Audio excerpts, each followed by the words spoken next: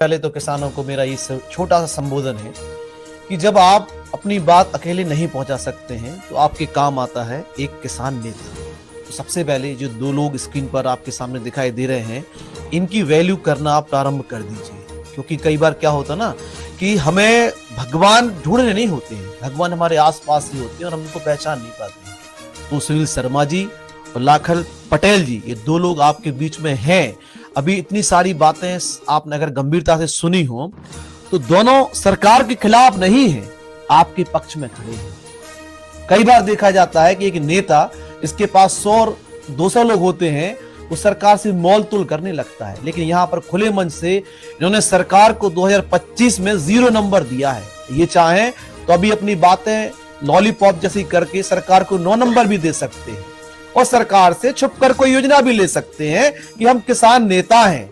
तो ये सबसे पहले जो मेरी सलाह आपको है, 2026 में आपको अपने किसान नेताओं को तवज्जो देना प्रारंभ करना पड़ेगा, उनकी बात माननी पड़ेगी।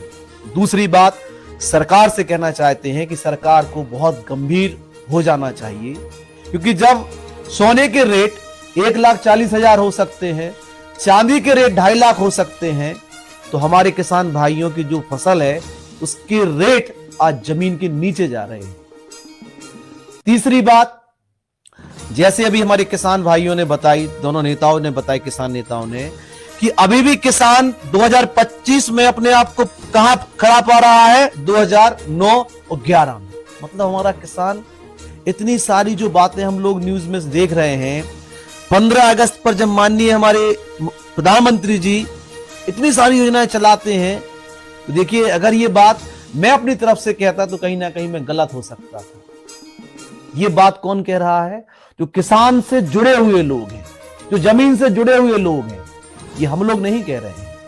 तो इस बात को सरकार को गंभीरता से लेना चाहिए कि आपकी योजनाएं अभी किसान तक नहीं पहुंच पा रही। सम्मान निधि जो एक लॉलीपॉप बताया जा रहा है, इसको आपको बढ़ाना हो, क्योंकि मध्य प्रदेश में आप 8,000 रुपए महीने दे रहे हैं, बिहार में आप 10,000 रुपए दे रहे हैं, किसे?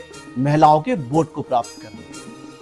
तो आप एक नई शुरुआत कीजिए, किसानों को कम से कम ज्यादा नहीं तो 6,000 रुपए पर मंथ उनको मिले, वो आपके लिए तैयार खड़े हुए। हमारे किसान नेता खुद चल के आएंगे कि भैया इस सरकार को वोट डालिए, इस सरकार हमारे हित की बात करती है। लेकिन जब योजना नहीं पहुंचेंगी तो कहीं ना कहीं जब किसान नेताओं का दर्द जो आज छलका हुआ है, वो हम सबका दर्द है, क्योंकि सोना और चांदी हमें खाने के लिए कुछ नहीं देने वाले हैं। जो अन्नदाता किसान एक खेत में दिन रात मेहनत कर रहा है, उसके अन्न से ही हम और आप बढ़ने वाले हैं। आप सोचिए पिछले 50 साल में कितनी सारी फिल्में बन चुकी हैं। मदर इंडिया बनी, उसमें अभी बात आई अन्न की। रोटी कपड़ा मकान बनी, उसमें अभी बात आई अन्न की। आप उठा के देख लीजिए, कोई भी ऐसी मूवी नहीं बनी है जहां पर अन्नदाता की बात नहीं की गई, लेकिन उसकी स्थिति नहीं सुधरी। तो 2026 में सरकार को चाहिए स्वामीनाथन की रिपोर्ट का जो आज दोनों भाइयों ने खुलासा किया है, वो लागू कर दीजिए। किसान को कुछ नहीं चाहिए आपसे। तो कहीं ना कहीं इस रिपोर्ट को आपको लागू करना चाहिए, और किसान के हित की केवल बात करने से काम नहीं चलेगा, क्योंकि भाषण देने से अगर किसान की स्थिति सुधरती तो हमें लगता है कि हम लोग भी भाषण दे रहे हैं।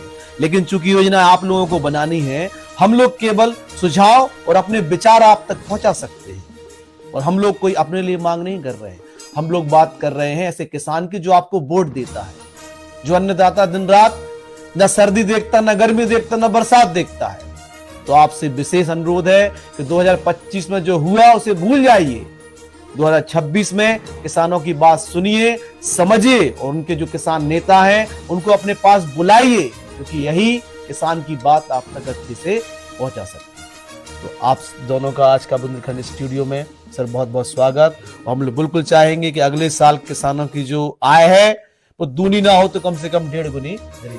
इन्हीं शुभकामनाओं के साथ सभी किसान भाइयों को नव वर्ष 2026 की बहुत बहुत हार्दिक शुभकामनाएं।